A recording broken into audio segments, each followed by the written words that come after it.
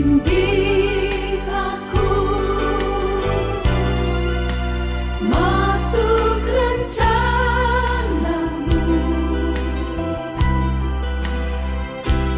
untuk membesarkan kerajaanmu. Ku mau mengikuti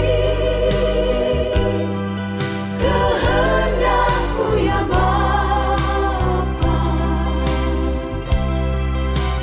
Ku mau selalu menyenangkan hati-Mu.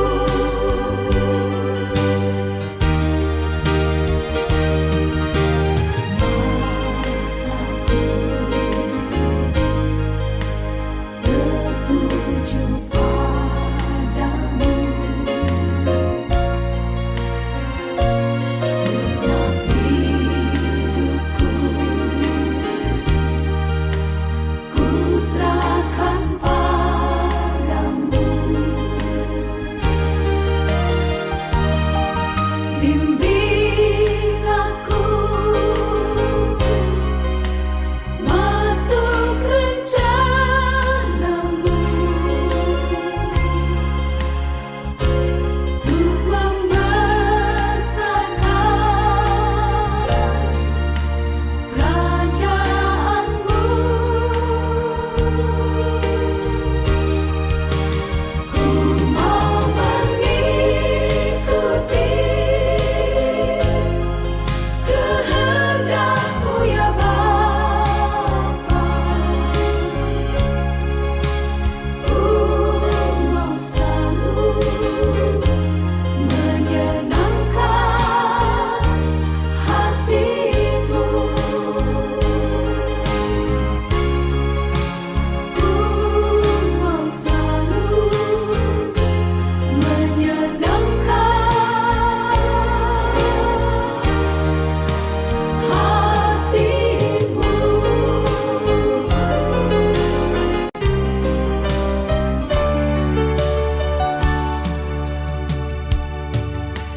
Masuk hadirat-Mu Tuhan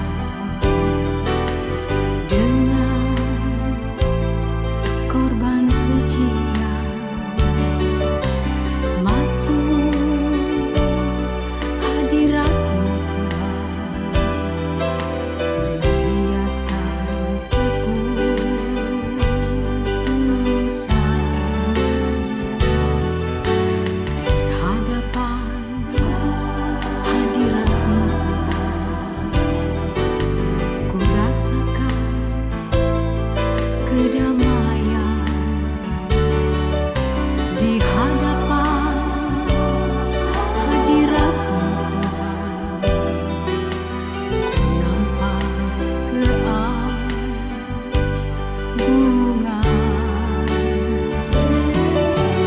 Yesus,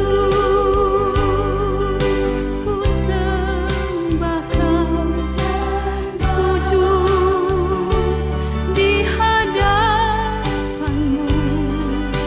Keinginan dalam hidupku hanya untuk menyembah-Mu. Di hadapan hadirat-Mu Tuhan, ku rasakan kedamaian. Di hadapan hadirat-Mu Tuhan, ku nampak keagungan.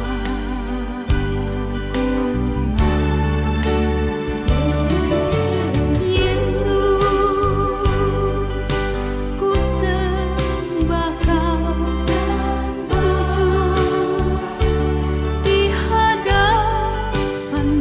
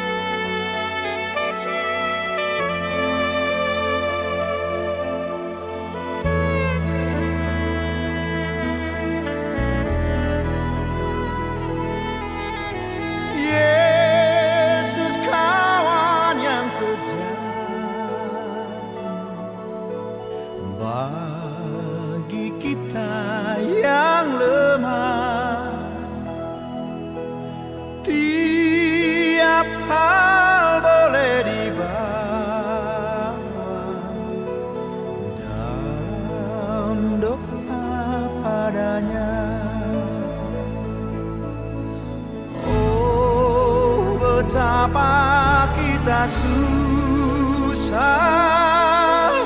dan percuma berlelah bila kurang pasrah diri dalam doa padanya.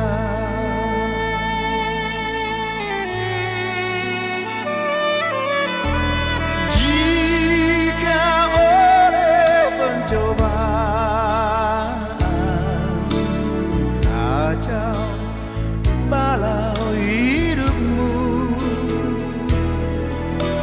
jangan kau berputus asa, pada Tuhan berseru.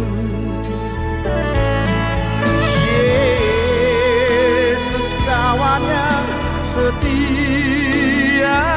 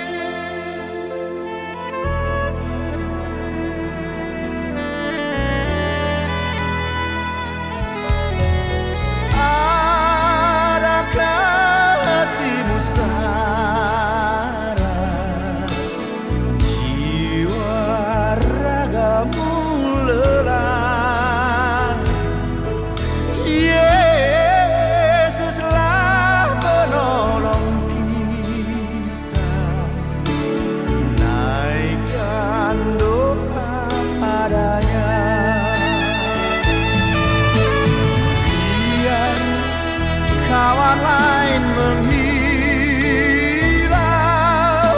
Yesus kawan yang bakal.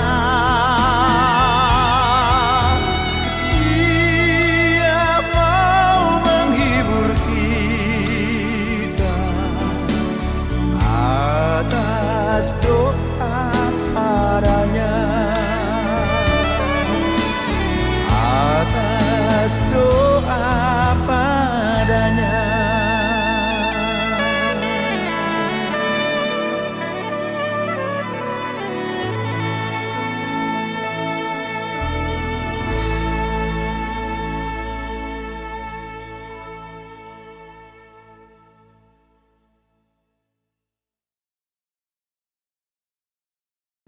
Selamat pagi saudara-saudara yang dikasihi Tuhan, kita bersyukur kita boleh bertemu kembali di dalam ibadah online GKA Immanuel Malang.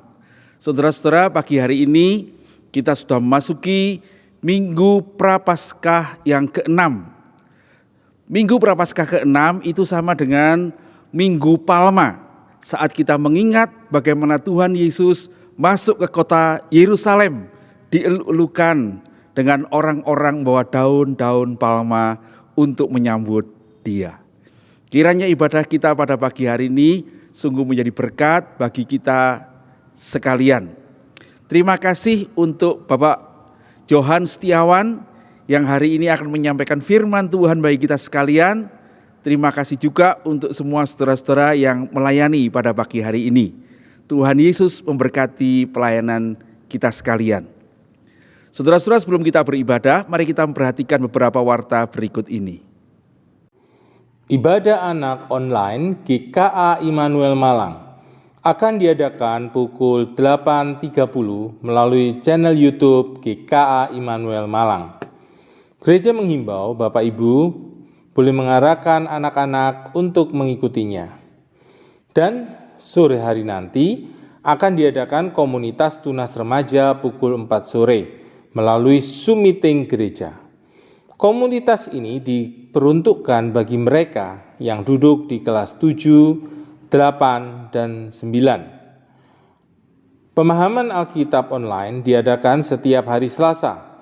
Pembahasan materi bisa diikuti melalui channel YouTube gereja Dan diskusi diadakan pada Selasa pukul 6 sore melalui Zoom meeting gereja. Setelah PA diadakan ibadah doa petang pada pukul 7 malam. Persekutuan Wanita hari Jumat tanggal 15 April. Persekutuan Wanita bergabung dengan ibadah agung GKA Immanuel Malang di gereja tatap muka atau di YouTube gereja. Rangkaian ibadah Paskah. Jemaat diundang untuk menghadiri atau mengikuti secara online rangkaian ibadah Paskah GKA Immanuel Malang sebagai berikut. Kamis, 14 April 2022. Pukul 6 sore diadakan doa malam Paskah secara tatap muka dan streaming YouTube dipimpin oleh Saudara Suryanto. Jumat, 15 April 2022, pukul 6 sore, kebaktian Jumat Agung disertai perjamuan kudus, ibadah tatap muka dan online. Firman Tuhan akan disampaikan oleh Pendeta Tikio Harjowono. Sabtu 16 April 2022, hari doa puasa bersama. Akan diadakan ibadah penutup bersama di gereja jam 6 sore, dipimpin oleh Evangelis Maria Irot. Sebelum ibadah diadakan buka puasa bersama pukul 17.30 di gereja. Minggu 17 April jam 5 pagi ada kebaktian fajar secara tatap muka di gereja dan streaming. Firman Tuhan disampaikan oleh Pendeta Tikio Harjowono. Jam 8.30 kebaktian Paskah secara tatap muka dan online. Firman Tuhan akan disampaikan oleh Pendeta Irwan Pranoto dari STT Saat. Setelah kebaktian fajar ada makan pagi bersama. Saudara yang akan mengikuti perjamuan kudus secara online pada Jumat Agung bisa mengambil roti dan anggur di gereja. Harap menghubungi Evangelis Licu terlebih dahulu untuk dipersiapkan. Dalam rangka menyambut Paskah, jemaat diberikan kesempatan untuk memberikan persembahan Paskah kepada gereja. Persembahan akan dipakai untuk mendukung kebutuhan program 40 hari dengan tujuan. Jemaat yang berbeban silakan memberikan catatan Paskah di kertas atau transfer saudara. Demikian seluruh warta kita pagi hari ini. Selamat beribadah, Tuhan Yesus memberkati.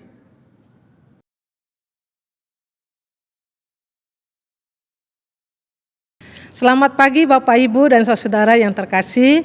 Selamat berjumpa dan saat ini di dalam ibadah kita memasuki Prapaskah yang ke-6 atau disebut Minggu Palma. Dan penyalaan lilin yang ke-6 diwakili oleh majelis Ibu Miolan.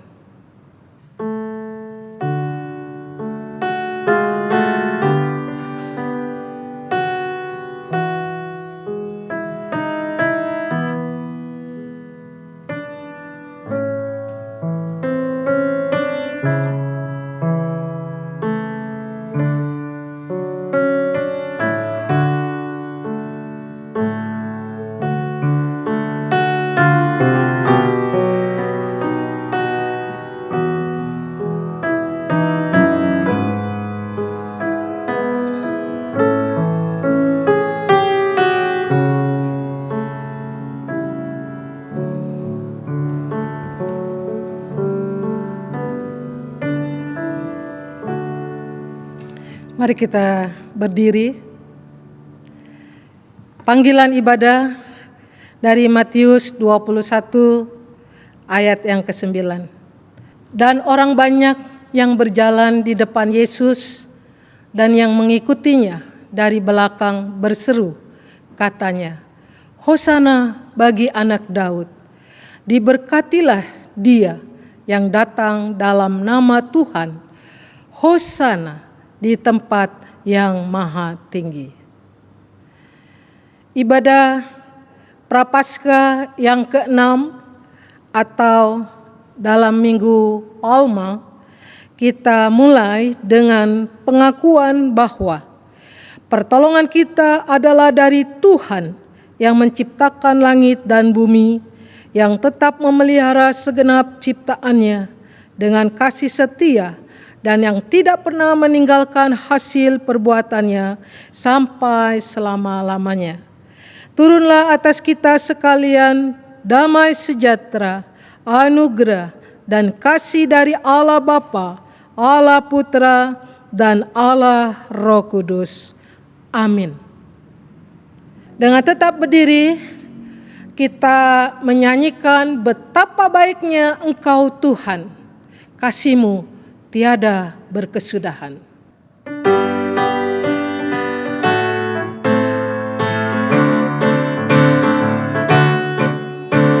Betapa baiknya Engkau Tuhan, kasih-Mu tiada berkesudahan. Betapa mulia kasih-Mu Yesus, jiwaku diselamatkan. Hosana ku memuji Tuhan, Hosana ku tinggikan Yesus. Hosana, Hosana, Hosana. Betapa baiknya Engkau Tuhan, kasih-Mu tiada berkesudahan. Betapa mulia kasih-Mu Yesus, jiwaku diselamatkan. Hosana ku memuji Tuhan, Hosana ku tinggikan Yesus. Hosana, Hosana, Hosana. Hosana ku memuji Tuhan, Hosana ku tinggikan Yesus. Hosana, Hosana, Hosana. Mari kita tundukkan kepala, kita berdoa. Bapa dalam surga, kami memohon pertolongan-Mu di dalam ibadah Prapaskah yang ke-6 ini. Tuhan kiranya memberkati dan memimpin ibadah kami dari awal sampai akhirnya. Biarlah semuanya untuk kemuliaan Tuhan. Di dalam nama Tuhan Yesus kami berdoa. Amin. Silakan duduk. Saudara, sebelum kita mengakui segala dosa dan pelanggaran kita, mari kita menyanyikan Ujilah Aku Tuhan, diawali oleh singer.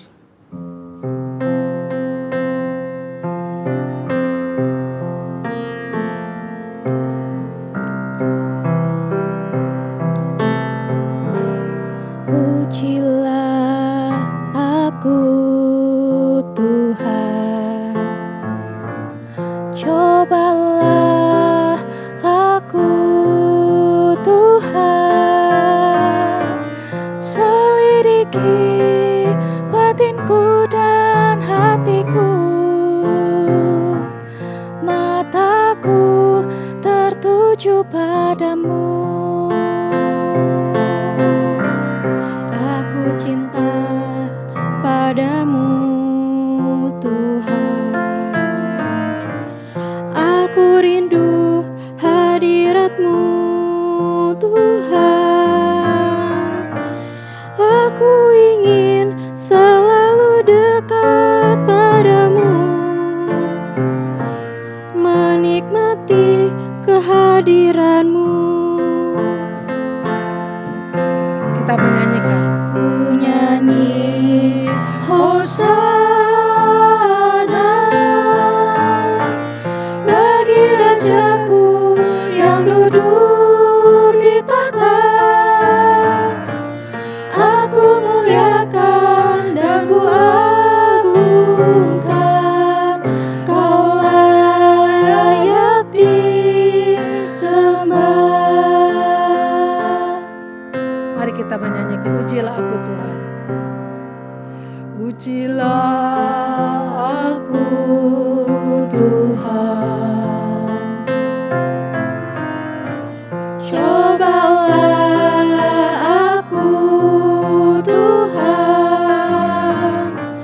selidiki batinku dan hatiku. Mataku tertuju padamu. Aku cinta padamu, Tuhan. Aku rindu hadirat-Mu, Tuhan. Aku ingin selalu dekat padamu, menikmati kehadiran-Mu. Ku nyanyi Hosana bagi Rajaku yang duduk di tahta. Aku muliakan dan ku agungkan, Kau layak disembah. Mari kita berdoa. Ya Bapa, selidikilah hati kami dan batin kami. Banyak sekali dosa dan pelanggaran kami. Tolong sucikan dan bersihkanlah oleh darah-Mu yang kudus, dan berikanlah pengampunan-Mu kepada kami. Di dalam Yesus kami berdoa. Ku cinta padamu, Tuhan. Aku cinta padamu, Tuhan. Aku rindu hadirat-Mu, Tuhan. Aku ingin selalu dekat padamu, menikmati kehadiran-Mu. Ku nyanyi Hosana bagi Rajaku yang duduk di tahta. Aku muliakan dan ku agungkan, Kau layak disembah.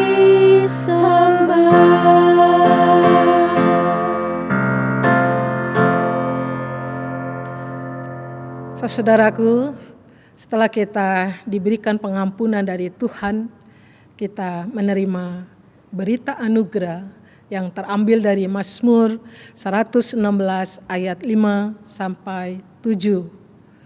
Tuhan adalah pengasih dan adil. Allah kita penyayang. Tuhan memelihara orang-orang sederhana. Aku sudah lemah, tetapi diselamatkannya aku. Kembalilah tenang, hai jiwaku, sebab Tuhan telah berbuat baik kepadamu. Dan setelah kita menerima berita anugerah, kita pun diberikan petunjuk hidup baru dengan kita mengucapkan bersama-sama dari Kolose 3 ayat yang ke-16. Hendaklah perkataan Kristus diam dengan segala kekayaannya di antara kamu, sehingga kamu dengan segala hikmat mengajar dan menegur seorang akan yang lain. Dan sambil menyanyikan mazmur dan puji-pujian dan nyanyian rohani, kamu mengucap syukur kepada Allah di dalam hatimu. Mari kita berdiri, kita mengucapkan pengakuan iman rasuli, mengucapkan bersama-sama. Aku percaya kepada Allah, Bapa yang Maha Kuasa, Khalik langit dan bumi, dan kepada Yesus Kristus, anaknya yang tunggal Tuhan kita, yang dikandung dari Roh Kudus, lahir dari anak darah Maria, yang menderita sengsara di bawah pemerintahan Pontius Pilatus, disalibkan, mati dan dikuburkan, turun ke dalam kerajaan maut, pada hari yang ketiga bangkit pula dari antara orang mati, naik ke surga, duduk di sebelah kanan Allah, Bapa yang Maha Kuasa. Dan dari sana ia akan datang untuk menghakimi orang yang hidup dan yang mati.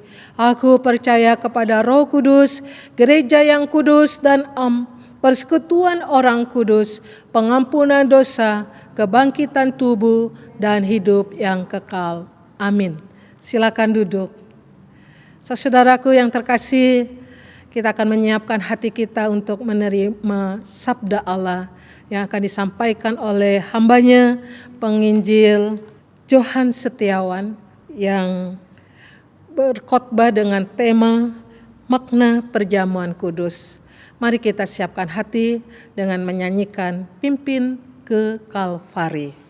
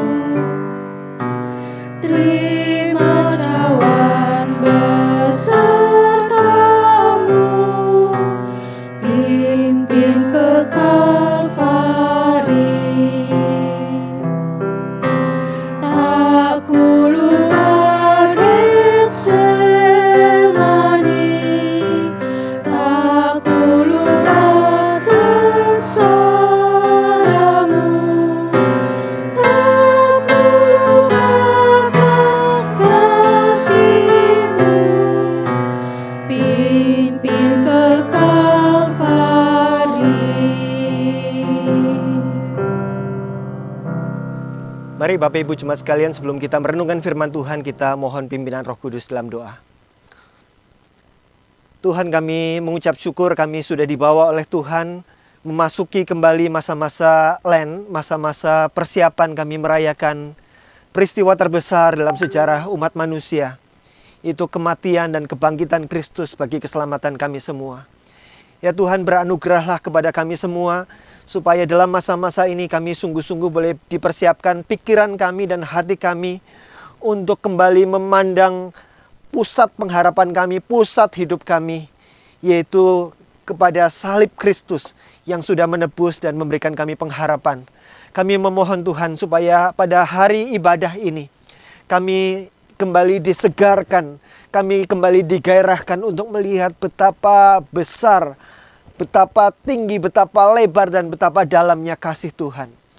Kasih yang melampaui segala akal itu. Kami memohon anugerah-Mu, Roh-Mu yang kudus mengaruniakan kepada kami semua, bukan saja karunia untuk mengerti firman Tuhan, tetapi juga untuk sungguh-sungguh menghayati dan melakukannya dalam kehidupan kami masing-masing. Berbicaralah ya Tuhan, kami sedia untuk mendengar. Di dalam Tuhan Yesus kami berdoa.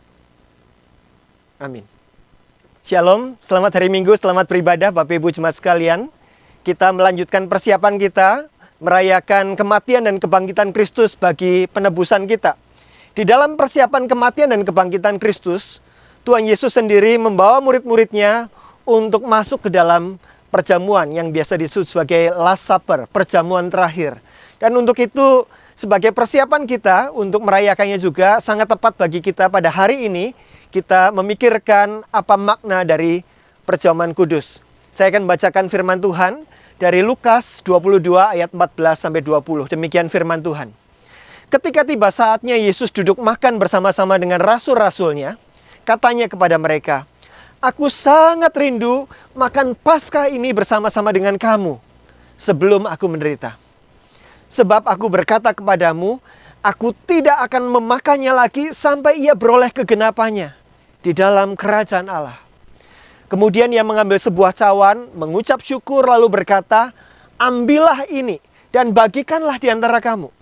Sebab aku berkata kepadamu, mulai dari sekarang ini aku tidak akan minum lagi hasil dari pokok anggur sampai kerajaan Allah telah datang. Lalu ia mengambil roti, mengucap syukur, memecah-mecahkannya dan memberikannya kepada mereka, katanya, inilah tubuhku yang diserahkan bagi kamu. Perbuatlah ini menjadi peringatan akan aku. Demikianlah juga dibuatnya dengan cawan sesudah makan. Ia berkata, cawan ini adalah perjanjian baru oleh darahku yang ditumpahkan bagi kamu. Demikian firman Tuhan. Bapak Ibu jemaat sekalian, Paskah yang dirayakan oleh Tuhan Yesus dan murid-muridnya adalah Paskah Perjanjian Lama. Paskah Perjanjian Lama berpusat pada satu peristiwa, yaitu ketika bangsa Israel masih ada di dalam penjajahan Mesir. Mereka dalam tekanan di bawah pemerintahan Mesir. Mereka menjadi budak. Dan kitab Keluaran mencatat mereka menjadi budak selama 430 tahun. Artinya ada generasi demi generasi yang dari lahir sampai mati menjadi budak. Dan mereka tidak tahu kapan hal ini berakhir.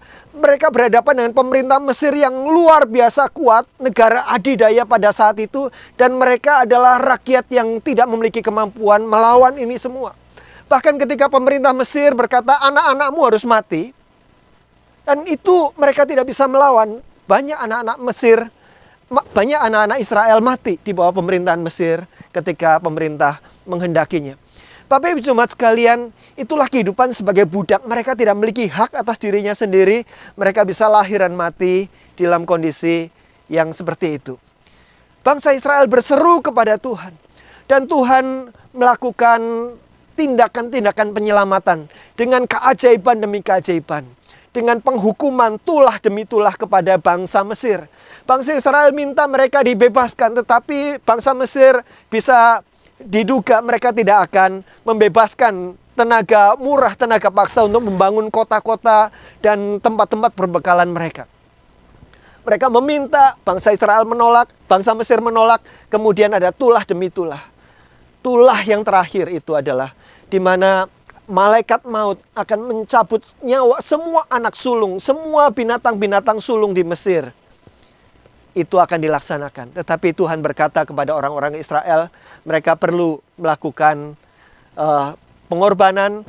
Darah anak domba itu dioleskan di ambang pintu, sehingga ketika malaikat maut itu melewati rumah-rumah yang ada tanda darah anak domba yang tidak bercacat yang dioleskan di sana, maka rumah itu akan dilewati. Dan di dalam mereka makan Paskah. Daging dari anak domba yang disembelih ini, kemudian mereka makan. Di sini kita melihat bahwa untuk penyelamatan perlu ada pengorbanan. Ada domba yang tidak bercacat yang disembelih demi keselamatan. Dan itulah yang dirayakan di dalam Paskah Israel. Bapak Ibu Saudara sekalian, bangsa Mesir akhirnya bukan sekedar mengizinkan bangsa Israel keluar, tetapi bahkan mereka mengusir, ayo kamu pergi, daripada kalau kamu terus di sini kami akan hancur. Bapak Ibu Saudara sekalian, bangsa Israel yang tidak memiliki kekuatan apa-apa melawan Mesir, sekarang di dalam kuasa Tuhan mereka dibebaskan. Betapa luar biasanya kalau kita berada dalam suasana pada saat itu. Kita yang tidak tahu bahwa kita akan bisa sampai pada momen pembebasan ini, mereka luar biasa merayakannya. Mereka bahkan diberi bekal oleh orang-orang Mesir supaya mereka cepat pergi. Dan pada malam hari itu juga, ayo kalian cepat pergi dari tempat ini. Dan mereka bersuka cita, rombongan yang sangat besar. Bangsa yang mengalami pembebasan setelah ratusan tahun ada dalam penjajahan. Dan bangsa ini kemudian menjadi bangsa perjanjian. Allah melakukan perjanjian dengan mereka. Itulah maksudnya perjanjian. Allah sebagai Allah yang membebaskan mereka, yang berdaulat atas mereka. Allah membuat janji bahwa Dia akan menjadi Allah mereka dan mereka akan menjadi umatnya. ketika mereka hidup taat dan setia kepada perjanjiannya itu. Itulah yang dirayakan sebagai perayaan terbesar orang-orang Yahudi. Mereka merayakan momen itu sampai pada hari ini di dalam Paskah. Dan itulah juga perayaan yang dirayakan oleh Tuhan Yesus dan murid-muridnya. Tetapi ada sesuatu yang berbeda di sana pada perjamuan itu. Mari kita lihat di dalam Lukas pasal 22 kembali. Dikatakan ia mengambil roti, mengucap syukur, memecah-mecahkannya sebagaimana layaknya perayaan Paskah. Tetapi dia berkata begini, inilah tubuhku yang diserahkan bagi kamu. Ada sesuatu elemen yang baru di sini. Roti ini yang dipahami sebagai roti yang waktu itu harus dibuat oleh bangsa Israel yang mau keluar buru-buru sehingga mereka tidak bisa memakai ragi, menunggu mengembang dan sebagainya. Roti tidak beragi yang menggambarkan betapa orang Israel harus cepat-cepat keluar dari Mesir, diberi makna yang baru. Dia berkata bahwa roti ini melambangkan tubuhnya yang dipecahkan bagi orang-orang percaya.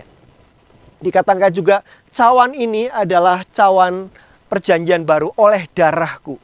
Tadi oleh tubuhku, sekarang oleh darahku yang ditumpahkan bagi kamu. Sesuatu yang tidak ada di dalam perayaan Paskah sebelumnya. Tuhan Yesus memberikan makna yang baru. Bahwa apa yang dirayakan oleh orang Israel selama ini di dalam Paskah, sebetulnya itu adalah prototipe. Itu adalah pengantar, itu adalah pendahuluan dari apa yang akan digenapi dalam seluruh maknanya melalui kematian dan kebangkitan Kristus ketika dia mencurahkan darahnya dan memberikan tubuhnya bagi tebusan banyak orang.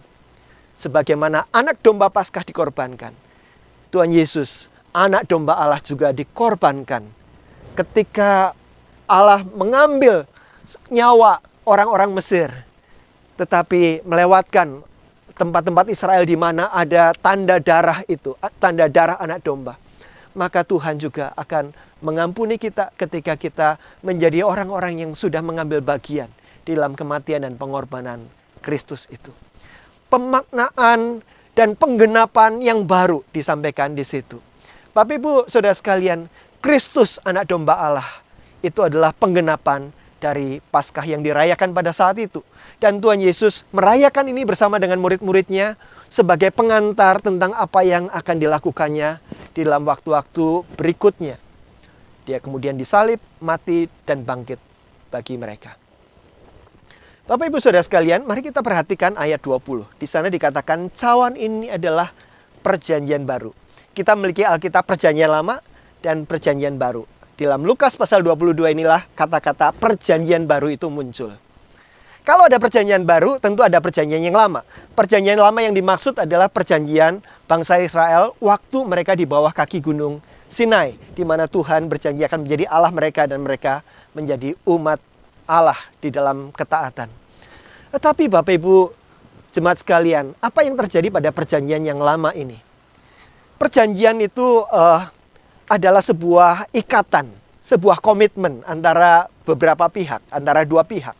Kita melihat pada hari-hari ini ada banyak perjanjian-perjanjian dibuat. Perjanjian pada dasarnya adalah masing-masing pihak berkomitmen melakukan sesuatu dan mereka akan setia pada perjanjiannya itu. Nah, Allah kita adalah Allah yang setia di dalam perjanjiannya, tetapi bangsa Israel tidak perlu menunggu lama-lama untuk tidak setia dan membuang komitmen perjanjian ini.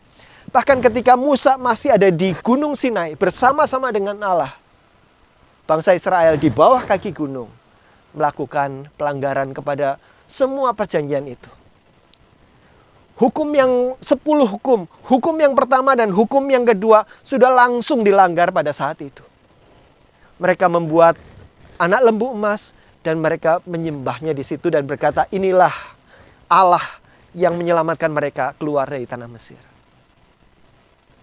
Bapak Ibu Saudara sekalian, cerita selanjutnya tentang bangsa Israel adalah pelanggaran demi pelanggaran. Di dalam masa hakim-hakim mengerikan sekali. Tetapi itu bukan hanya cerita bangsa Israel. Itu cerita tentang hidup saya dan hidup Bapak Ibu Saudara sekalian. Kita adalah orang yang terus melanggar hal-hal yang menyukakan Allah. Hal-hal yang menjadi hukum-hukum Allah. Kita terus memberontak kepada Allah. mau menjadi Allah atas diri kita sendiri, tidak mau menundukkan diri kepada apa yang menyukakan hati Allah. Dan pada saat kita melakukannya, kita sedang menghancurkan diri kita sendiri juga. Dan kita tidak dapat melepaskan diri dari tubuh maut ini. Terus saja kita hidup dari dosa kepada dosa kepada dosa. Saudara-saudara yang mungkin bersama-sama sedang mendengarkan ibadah ini, mungkin kita bisa recall, kita bisa mengingat betapa kita terus-menerus jatuh. Ada dosa-dosa tertentu yang dimana kita terus jatuh bangun di situ. Bapak Ibu Saudara sekalian, Paulus berkata, aku manusia celaka, siapakah yang dapat melepaskan aku dari tubuh maut ini? Kita melanggar perjanjian Allah. Kita pergi dari Allah, sumber berkat, Allah sumber kasih karunia itu. Tetapi itulah perjanjian yang lama, kita tidak dapat memenuhinya. Ada perjanjian yang baru sekarang terbuka di hadapan kita. Yohanes 3 ayat 16 merangkumkan dengan indah apa perjanjian yang baru ini. Dikatakan karena begitu besar kasih Allah akan dunia ini, akan saudara-saudara dan saya. Sehingga ia telah mengaruniakan anaknya yang tunggal, supaya setiap orang yang percaya kepadanya tidak binasa, melainkan beroleh hidup yang kekal. Kerinduan Allah adalah untuk memenuhkan hidup kita dengan kehidupan yang kekal. Bukan sekedar hidup selama-lamanya, tetapi hidup di dalam kepenuhannya. Sebagaimana kita semula sudah diciptakan sebagai gambar dan rupa Allah, menikmati persekutuan dan keintiman dengan Allah di dalam sukacita kekal. Tetapi dosa menghalangi. Dan supaya kita bisa kembali mengalami kehidupan sebagaimana dimaksudkan Allah itu, Allah perlu melakukan tindakan yang dirayakan di dalam Jumat Agung dan Paskah ini. Allah yang mengasihi kita, dan kasih Allah ini bukan kasih yang sembarang kasih, tapi kasih yang berkeadilan, keadilan yang berkasih. Tuhan dalam kasih-Nya mau menyelamatkan kita. Kita yang tidak dapat menyelamatkan diri kita sendiri, Tuhan mau menyelamatkan saudara dan saya. Tetapi Allah juga adalah Allah yang adil. Di dalam keadilannya dosa harus dihukum dan upah dosa adalah maut. Lalu bagaimana kasih dan keadilan Allah ini bertemu supaya kita bisa diselamatkan? Itulah yang Tuhan Yesus lakukan dan Tuhan Yesus genapkan. Dan itulah yang merupakan penggenapan Paskah yang dirayakan juga di dalam perjamuan dengan simbol-simbol dalam perjamuan itu. Bapak Ibu Saudara sekalian, untuk memahami kebenaran ini lebih personal lagi, mari kita membayangkan begini. Ini adalah gambar bola dunia. Di dalam screen Bapak Ibu Saudara, gambar bola dunia ini mewakili seluruh umat manusia yang hidup dalam dunia ini. Pada masa dulu, masa kini, dan masa yang akan datang. Seluruh umat manusia. Dan dikatakan oleh Alkitab bahwa semua orang sudah berbuat dosa dan sudah kehilangan kemuliaan Allah. Dan upah dosa adalah maut. Masing-masing kita, semua orang yang diwakili oleh gambar bumi ini, perlu mendapatkan akibat dari pemberontakan kita. Ada kekudusan Allah dan murka Allah kepada dosa. Dan dosa harus dihukum. Mari kita bayangkan sesuatu yang lain lagi. Bayangkan ada kaca pembesar raksasa. Saudara-saudara tahu kaca pembesar ada dua bagian cembung, bagian atas dan bagian bawah. Dan kaca pembesar ini mari kita bayangkan kalau kita pakai di panas terik di sinar matahari, maka permukaan yang bagian atas, bagian yang cembung bagian atas itu akan menampung titik-titik cahaya matahari dengan panasnya. Tetapi panas yang diterima ini kemudian difokuskan melalui bagian cembung yang di bawah, difokuskan ke satu titik. Dari titik-titik kecil ini kemudian difokuskan dari satu titik menjadi titik api, kumpulan dari titik-titik itu. Nah, Bapak Ibu Saudara sekalian, mari kita bayangkan bahwa ada penghukuman Allah, ada murka Allah, ada keadilan Allah yang harus mengharuskan setiap dosa harus dihukum.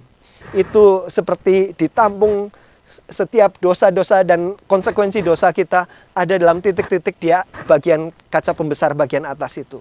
Semuanya kena di situ, kemudian semuanya difokuskan ke satu titik. Kira-kira seberapa dahsyat titik itu? Seluruh penghukuman kepada dosa-dosa manusia, dosa saudara dan saya, diakumulasikan kepada satu titik. tentu sangat besar, sangat dahsyat, sangat luar biasa. Dan Bapak Ibu Saudara sekalian, mari kita simpan gambaran ini dalam pikiran kita. Saya mau mengatakan pada Bapak Ibu Saudara sekalian bahwa titik itu pernah terjadi dalam sejarah. Sekitar 2000 tahun yang lalu. Di satu tempat yang disebut Golgota. Di atas satu kayu.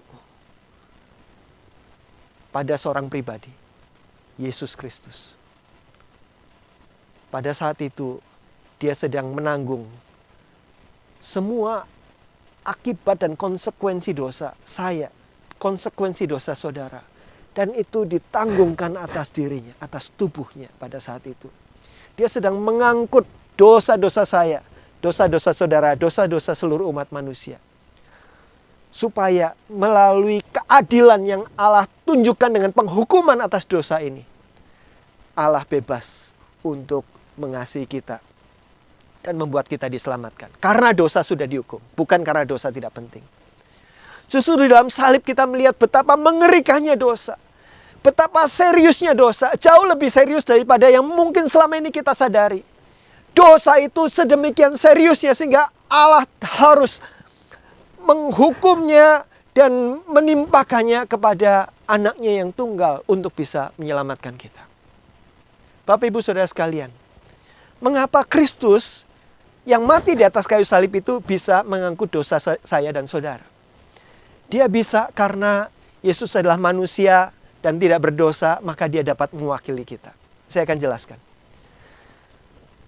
Seekor burung, seekor domba, dan sebagainya tidak dapat menghapuskan dosa-dosa kita. Tidak dapat mewakili kita secara sepenuhnya. Kalau saya manusia, saya harus dihukum karena saya melakukan satu pelanggaran hukum. Saya tidak dapat digantikan oleh domba, oleh binatang-binatang yang lain. Nih, domba saja yang dihukum supaya saya dibebaskan dari hukuman itu. Tidak bisa seperti itu. Untuk saya bisa dibebaskan, yang bisa mewakili saya adalah manusia yang lain. Orang yang berdosa, orang yang mewakilinya. Tetapi Bapak Ibu Saudara sekalian, tidak ada orang lain yang bisa mewakili kita untuk menanggung hukuman dosa atas umat manusia, atas diri saya. Karena semua orang juga sudah berbuat dosa. Masing-masing menanggung hukuman dosanya sendiri-sendiri. Maka syarat seorang yang dapat mewakili kita, dia adalah manusia 100%. Bukan binatang, bukan yang lain. Manusia 100%. Dan dia bukan sekedar manusia, tetapi manusia yang tidak berdosa. Dan itulah Kristus. Kenapa dia dapat mewakili kita? Karena dia manusia dan dia tidak berdosa. Tetapi pertanyaan selanjutnya adalah, bagaimana seorang manusia bisa mewakili seluruh dunia, bisa mengangkut dosa seluruh dunia? Itu tidak fair, itu tidak adil. Untuk bisa menanggung dosa seluruh dunia, maka bukan sekedar manusia yang dapat melakukannya. Dia harus Allah sendiri. Karena Yesus adalah Tuhan, Dia adalah Allah yang berdaulat atas seluruh alam semesta. Seluruh alam semesta diciptakan oleh Dia dan untuk Dia. Maka Dia dapat menanggung dosa seluruh umat manusia. Yesus adalah manusia 100% dan tidak berdosa. Yesus adalah Tuhan 100%. Sehingga Dia dapat mewakili dan menanggung dosa umat manusia, dosa saudara dan saya. Bapak Ibu Saudara sekalian, kebenaran yang perlu terus-menerus kita hayati di dalam setiap kali kita merayakan Jumat Agung dan Paskah. Dan di dalam kita melakukan perjamuan kudus adalah ini. The gospel says, you are more sinful and flawed than you ever dare believe, but more accepted and loved more than you ever dared hope. Dalam bahasa Indonesia, Injil menyatakan bahwa engkau lebih berdosa dan lebih cemar dari yang berani engkau percayai. Kita mungkin saat ini memiliki kesadaran bahwa kita itu berdosa, kita mendukakan Tuhan dan sebagainya melalui pelanggaran-pelanggaran kita, pemberontakan kita. Tetapi kita jauh lebih berdosa dan lebih cemar daripada yang berani kita percayai. Dan untuk dosa itu, Tuhan Yesus mati menggantikan kita. Tetapi Injil tidak berhenti di sana. Dikatakan tetapi kita ini lebih diterima dan lebih dikasihi dari yang berani kita harapkan.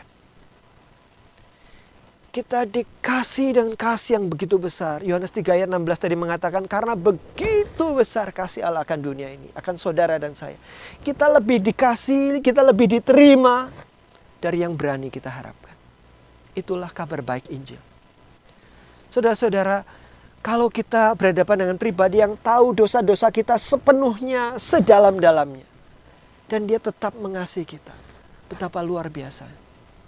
Dan itulah kasih Allah. Dan kasih Allah bukan sekedar kasih sentimental.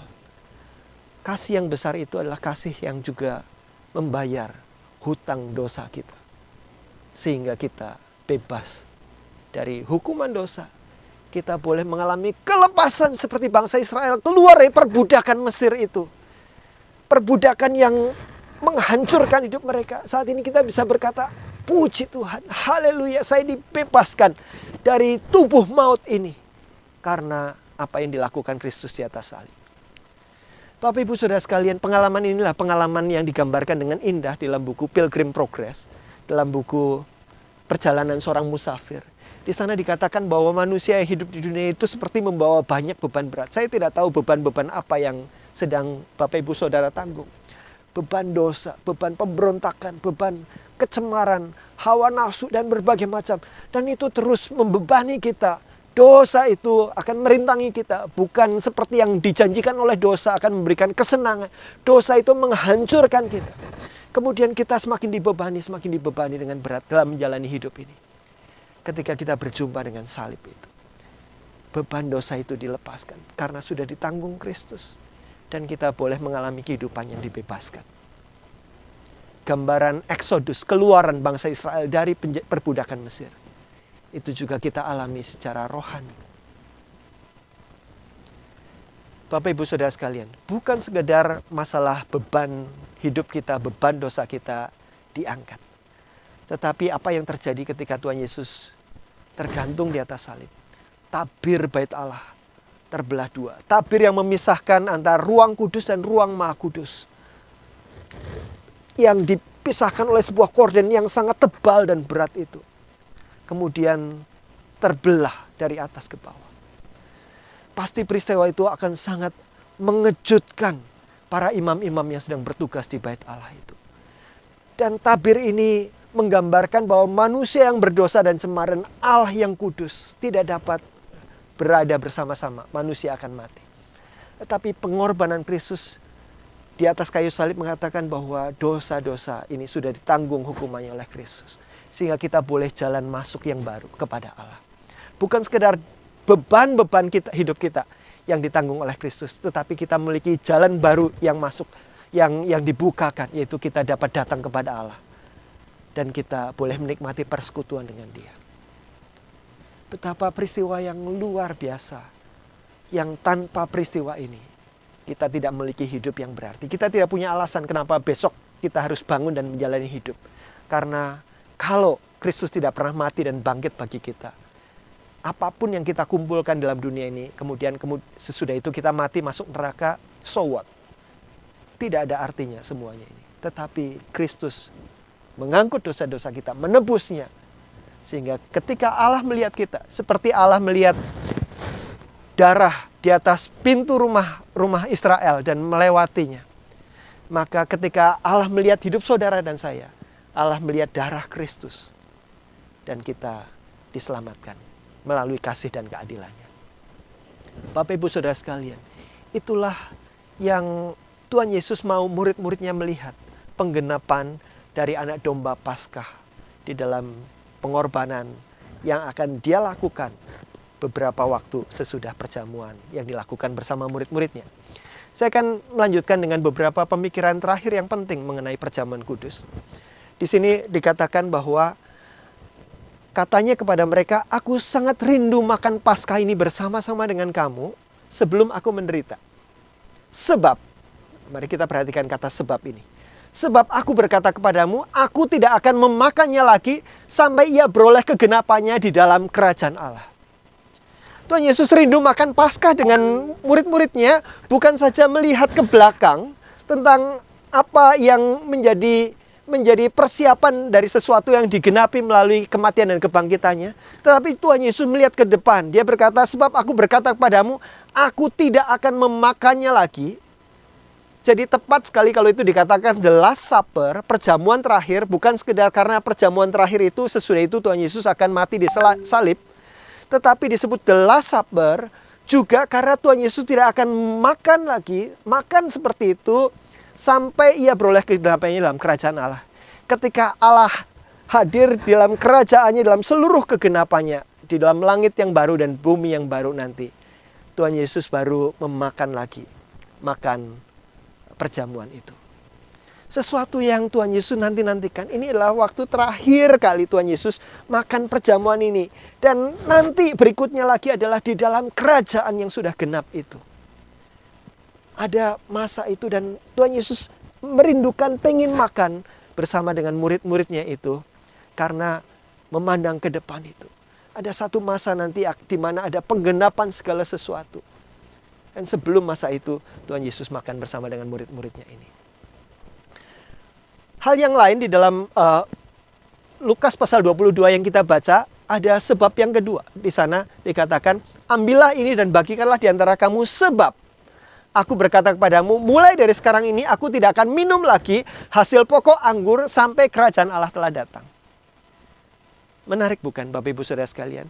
Tuhan Yesus tidak akan minum lagi roti dan anggur itu sampai kerajaan Allah nanti datang dalam seluruh kegenapannya. Jadi apa yang Tuhan Yesus katakan di sini?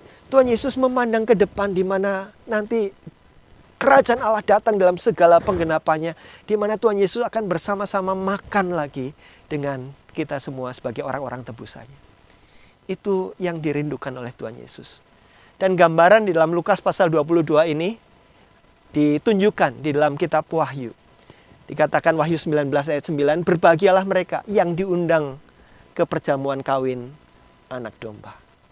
Kita akan masuk dalam satu perjamuan nanti. Perjamuan yang dinanti-nantikan oleh Tuhan Yesus. Di mana kita akan masuk di dalam perjamuan kawin anak domba. Tuhan sebagai mempelai laki-laki dan jemaat sebagai mempelai wanita. Di dalam perjamuan agung itu. Di mana Tuhan Yesus akan makan lagi dan minum lagi roti dan anggur. Yesaya pasal 25 menubuatkan juga hal ini. Tuhan semesta alam akan menyediakan di Gunung Sion ini bagi segala bangsa-bangsa suatu perjamuan dengan makanan yang bergemuk. Suatu perjamuan dengan anggur yang tua benar. Masakan yang bergemuk dan bersumsum. Anggur yang tua yang disaring endapannya. Itulah yang akan dinikmati oleh kita semua bersama-sama dengan Tuhan Yesus nanti di dalam kerajaan kekalnya. Ayat 7. Dan di atas gunung ini Tuhan akan mengoyakkan kain perkabungan yang diselubungkan kepada segala suku bangsa. Dan tudung yang ditudungkan kepada segala bangsa-bangsa. Segala suku bangsa nanti akan ada datang bersama-sama dengan Allah. Menghadap Dia, memuji Dia, menyembah Dia. Di dalam perjamuan agung itu. Semua bangsa akan hadir. Dan segala perkabungan, segala ratap tangis duka cita dihapuskan. Ayat 8. Ia akan meniadakan maut untuk seterusnya. Dan Tuhan Allah akan menghapuskan air mata daripada segala muka. Dan aib umatnya akan dijauhkannya dari seluruh bumi. Sebab Tuhan telah mengatakannya. Suatu pembebasan yang jauh lebih penuh dan lebih menyeluruh lagi. Dari apa yang sudah dialami bangsa Israel keluar dari Mesir. Dari apa yang sudah kita alami secara sudah mulai kita alami di dalam penebusan Kristus, tetapi akan ada dalam seluruh kepenuhannya ketika kita nanti bersama-sama dengan Allah di sorga. Tuhan Yesus memandang secara eskatologis hal-hal yang akan terjadi ke depan itu di dalam perjamuan kudus yang Dia lakukan. Dari pembelajaran Alkitab kita pada hari ini, kita belajar apa itu makna dari perjamuan kudus, bagaimana Tuhan Yesus merayakannya. Perjamuan kudus, roti dan anggur di hadapan kita harus mengingatkan kita kepada sesuatu di belakang, sesuatu yang sudah digenapkan di dalam karya Kristus yang menebus kita sehingga kita bisa diselamatkan. Penebusan itu membuat kita mengalami pembebasan. Penebusan itu juga memberitahukan kepada kita betapa kita jauh lebih berdosa daripada yang berani kita bayangkan. dosa yang membuat Kristus, anak Allah yang tunggal itu mati di atas kayu salib bagi kita. Tetapi juga ketika kita melihat roti dan anggur, kita melihat betapa kita dibebaskan. Sehingga kita lebih berbahagia daripada orang-orang Israel yang keluar dari tanah Mesir. Karena kita bebas dari hukuman dosa yang harus kita tanggung. Bukan karena dosa itu sepele, tetapi karena sangat mahal. Harga penebusan itu semahal darah Kristus yang sudah dicurahkan karena kasih-Nya bagi kita. Melihat roti dan anggur, kita melihat kebebasan yang luar biasa, syukur yang luar biasa. Tetapi kita melihat ke depan. Melihat ke depan juga sebagaimana Kristus mengantisipasi, menantikan kita melakukan perjamuan bersama-sama dengan seluruh umat manusia. Maka Kristus mengajar kita untuk menikmati perjamuan kudus dengan penantian penggenapan, di mana kita akan makan perjamuan seperti ini bersama-sama dengan Dia dalam surga kekal nanti.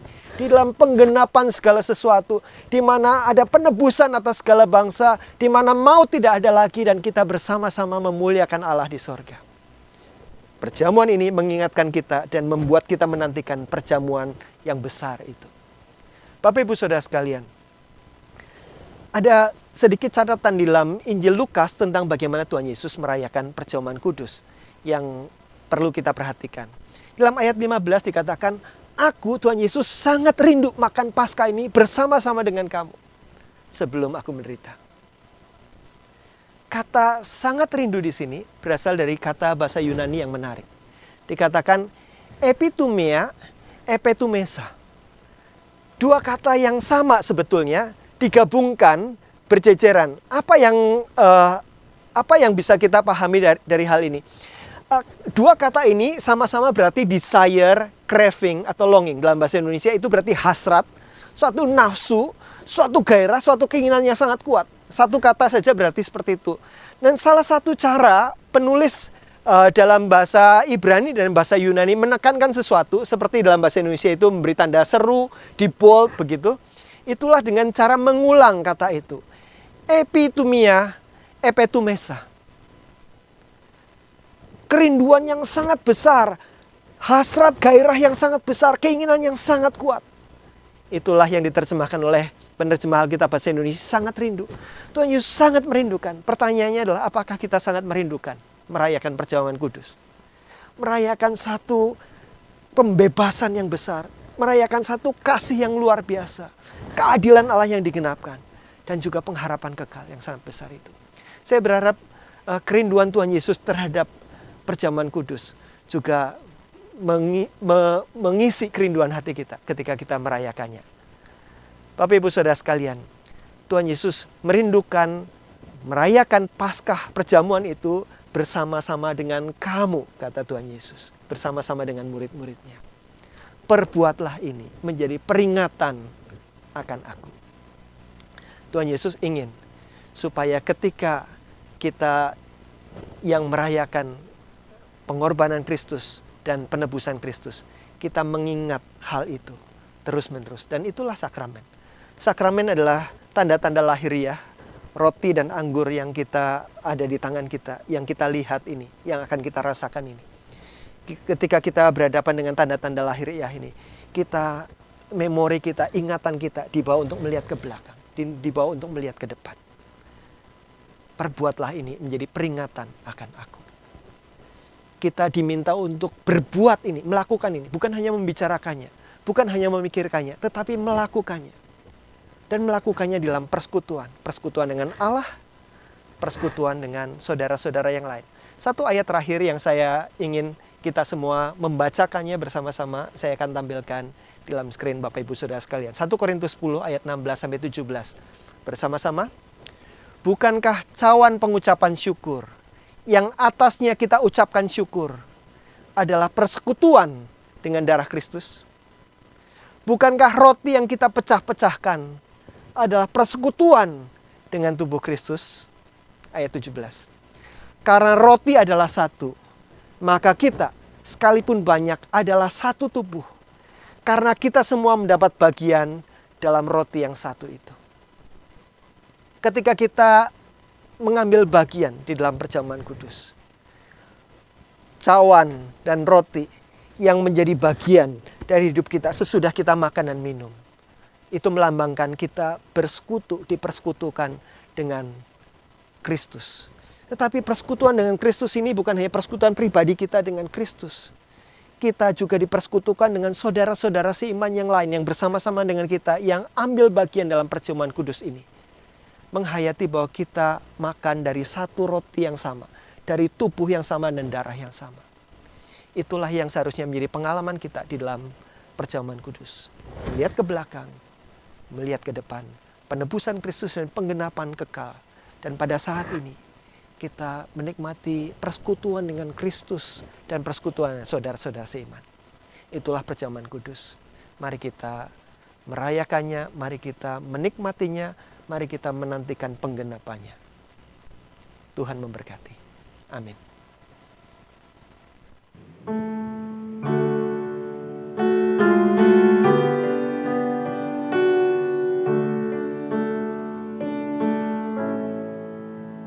Karena Allah cinta diberikan anaknya mati di Golgota, membebaskan saya. Dia akan datang pula, alangkah mulia kasih-Nya pada saya.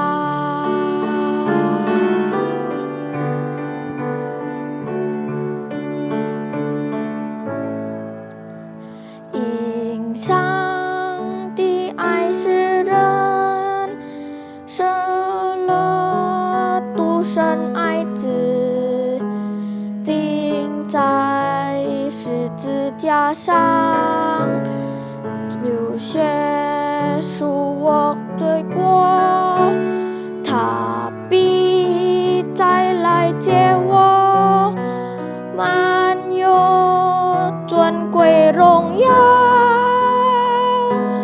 主的大爱真奇妙。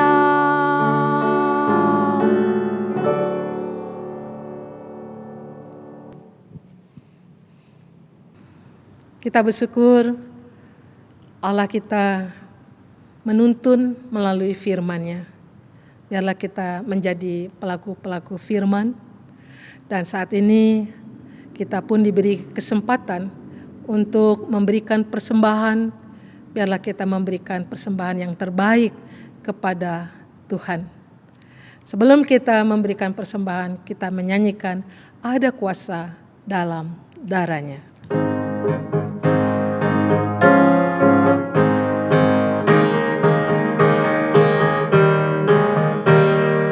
Maukah engkau bebas dari dosa?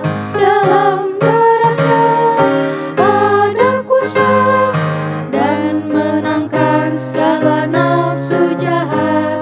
Ajaib kuasa darah-Nya, ada kuasa dalam darah-Nya, darah domba. Ada kuasa dalam darah-Nya, dalam darah domba Allah. Maukah engkau bebas dari nafsu?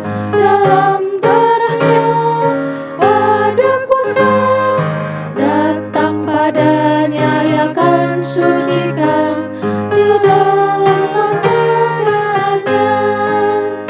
Ada kuasa dalam darah-Nya, darah domba Allah. Ada kuasa dalam darah-Nya, dalam darah domba Allah. Maukah engkau melayani Yesus? Dalam darah-Nya ada kuasa dan dibasuh oleh darah kudus di dalam darah-Nya.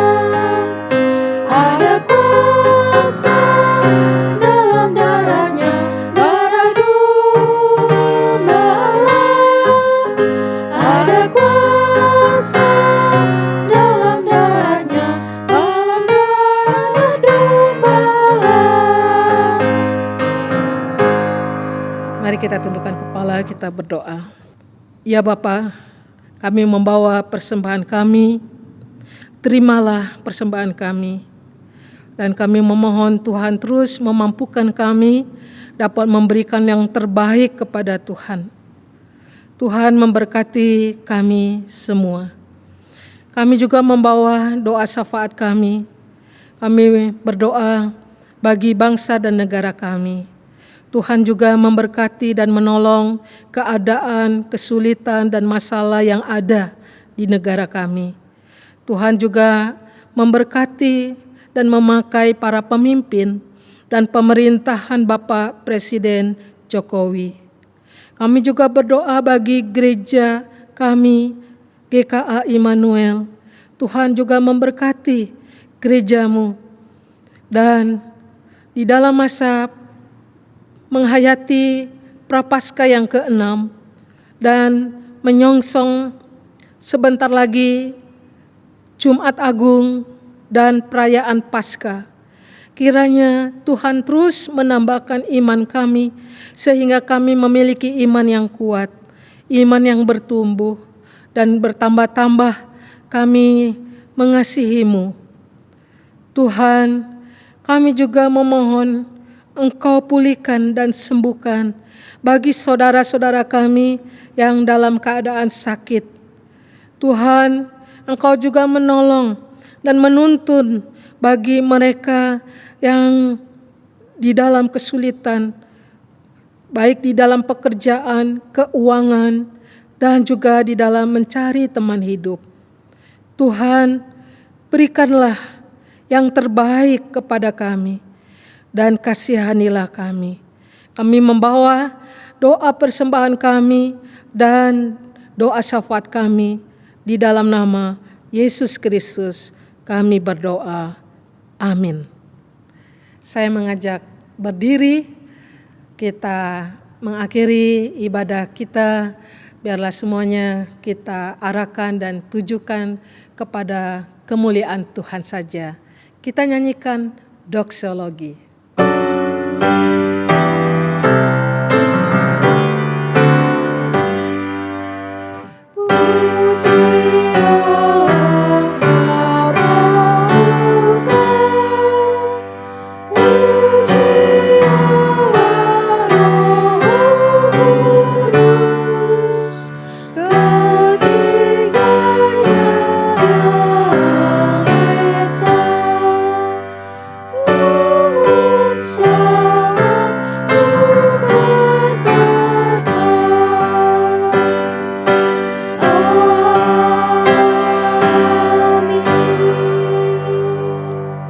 Jemaat yang dikasihi Tuhan, sekarang arahkanlah hatimu kepada Tuhan dan mari kita mengakhiri ibadah kita pagi hari ini dengan menerima berkat Tuhan. Kiranya kasih karunia, damai sejahtera, pimpinan dan tuntunan dari Allah Bapa, Putra, dan Roh Kudus menyertai saudara-saudara sekalian, supaya hidupmu memuliakan Tuhan, hidupmu menjadi berkat bagi sesamamu, dan engkau menemukan sukacitamu di dalam mengikut Dia, Yesus Kristus, Anak Domba Allah, yang menjadi Juru Selamat kita. Amin.